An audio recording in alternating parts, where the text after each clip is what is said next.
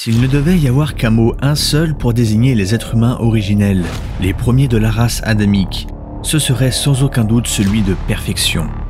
Tellement parfait et sur tous les plans que la créature avait fini par dépasser son créateur et creuser ainsi sa propre tombe.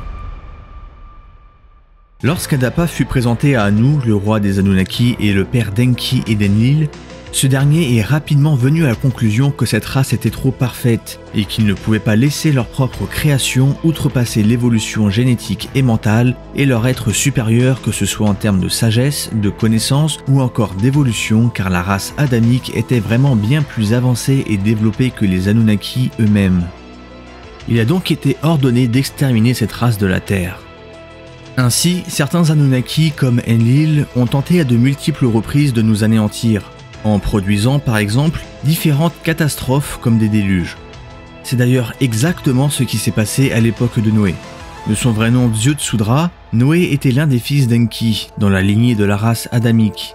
Son père ayant prêté serment de ne pas intervenir pour empêcher cette catastrophe, il trouva un moyen pour lui raconter tout ce qui allait arriver et ce qu'il devait faire pour s'en préserver sans rompre son serment. Enki et son clan n'auront eu de cesse de nous aider et de préserver notre ADN. Malheureusement, malgré leurs efforts, plusieurs interventions génétiques auront eu lieu pour nous affaiblir au maximum.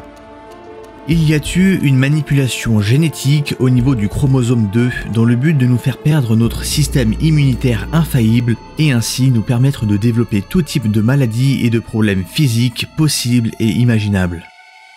Le chromosome 3, quant à lui, a été modifié pour limiter notre durée de vie à un maximum de 120 ans, alors qu'il nous était possible de vivre des milliers d'années auparavant.